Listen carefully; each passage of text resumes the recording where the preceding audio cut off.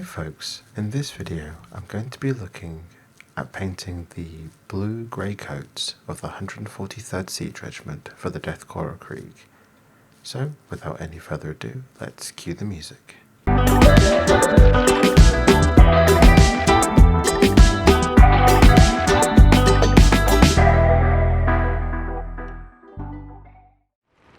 To start off with, I'll be applying a base coat all over the miniature, which is a mixture of the fang and your favourite black colour paint. It's mostly the fang with a little bit of black added in. We're going to be using this as our shadow colour on the Greatcoat. I find with the way that these plastic coats have been sculpted, that if you were to apply a wash over the fabric, the wash is let in areas that wouldn't naturally be in shadow. So we're going to do it this way, so we've got the shadows painted in exactly where we want them ourselves with very little effort. And as a ratio wise, this is probably 3 parts the fang to 1 part black, and it's just a matter of thinning it down with a little bit of water and going all over the Greatcoat. We're looking to do this in a couple of thin coats, and don't worry if you get it on other areas of the model, because we can go and paint those at a later date, and we can be very neat on those bits, and we don't have to be quite so neat when applying this base coat on the Greatcoat. With our shadow colour dry, I'll be coming in with a thin base coat of the fang from Games Workshop, and with this colour I'll be looking to apply the main body colour of the Greatcoat.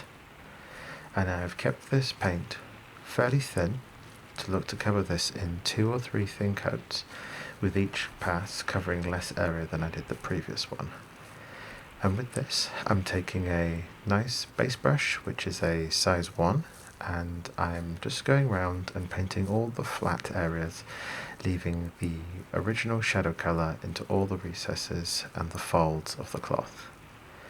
And the nice thing about keeping this thin is we can have that almost semi-transparent look to it as it goes on, which means that those areas of the folds in the cloth which are softer and aren't very defined as shadows or recesses, we will get a nice subtle transition between these areas so that we get a nice subtle highlight transition. When applying this base coat, it's important to think about exactly where the light would hit. Although we're not looking for a superb blend at this moment in time, it's a good idea to look at what bits of the model would be in shadow and which ones would be getting hit by the light.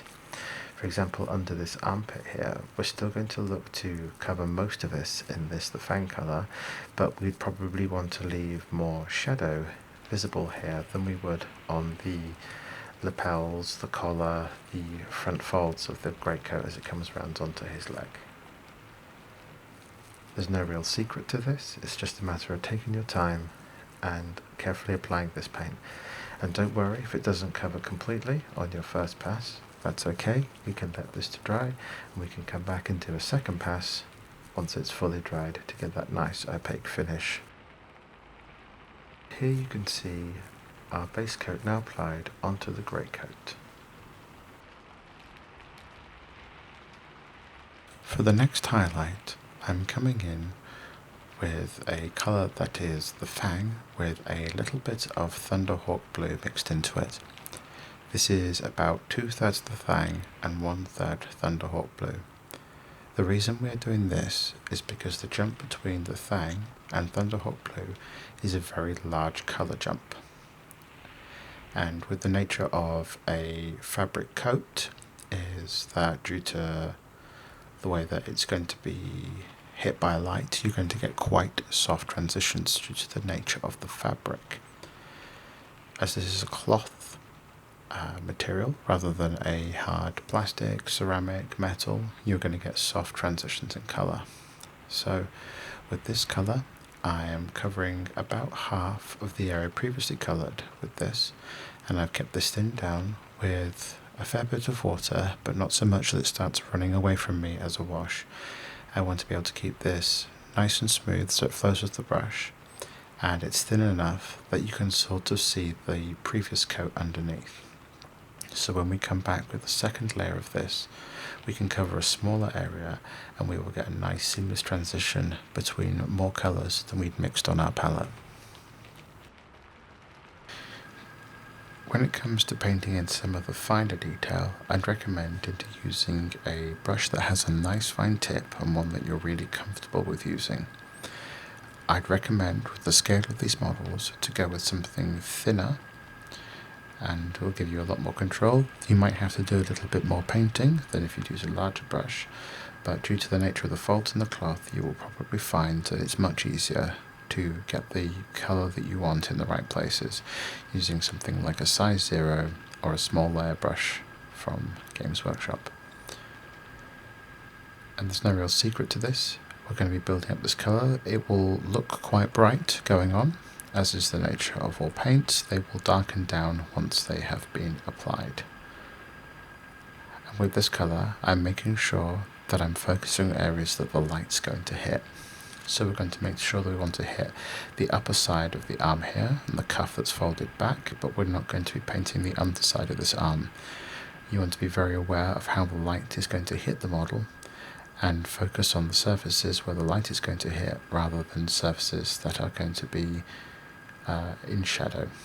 And doing it this way is going to allow us to get a really nice natural looking highlighting on our fabric coat. And here we are with those highlights complete. As you can see, the shape in the cloth is really starting to take place now with some lovely subtle transitions. When we are happy with how our previous coat looks like, we can come in with neat thunderhawk blue and start to really define the shapes in here. And using this arm as an example, I'm picking out all of the edges and I'm picking out all of the highest ridges and bits that are going to be picked out by the light. I'm being quite broad with here. This isn't quite an edge highlight. I am still looking to put some colour into the flatter surfaces, but by this point we are focusing more into ridge refining rather than covering the flat colour onto the greatcoat itself. Comes to finer areas such as the collar on the greatcoat and the very light relief detail in the chest folds, we're going to be looking at doing much more of an edge highlight on those areas. We are looking to use this to identify detail and pull our viewers' attention into it rather than trying to come in and colour the entire greatcoat in the thunderhawk blue colour.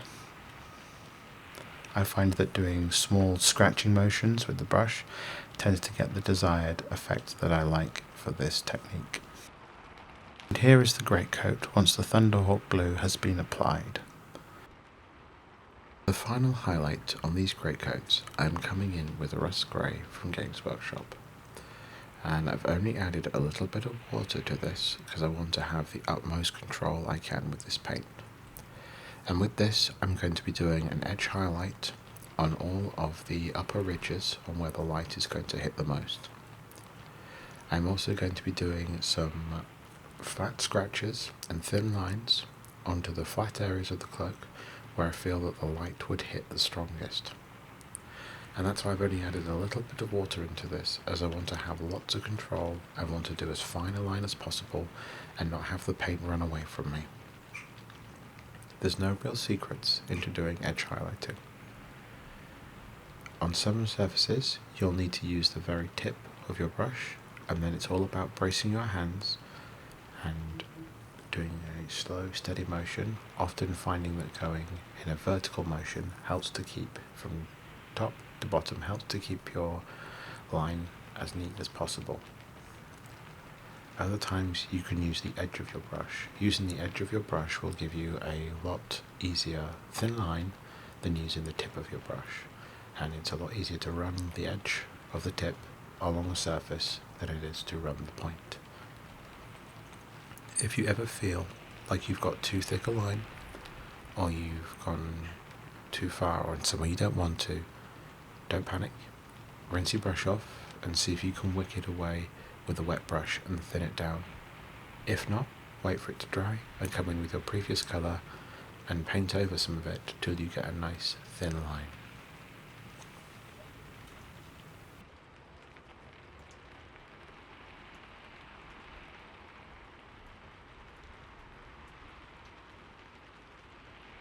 With that edge hard complete, the Greatcoat on this 143rd Siege Regiment Death Korps of Krieg lineman is now complete. If you like this tutorial, why not consider subscribing? It's free of charge, it helps me out, and you get further videos just like this one in your YouTube feed. So, until next time folks.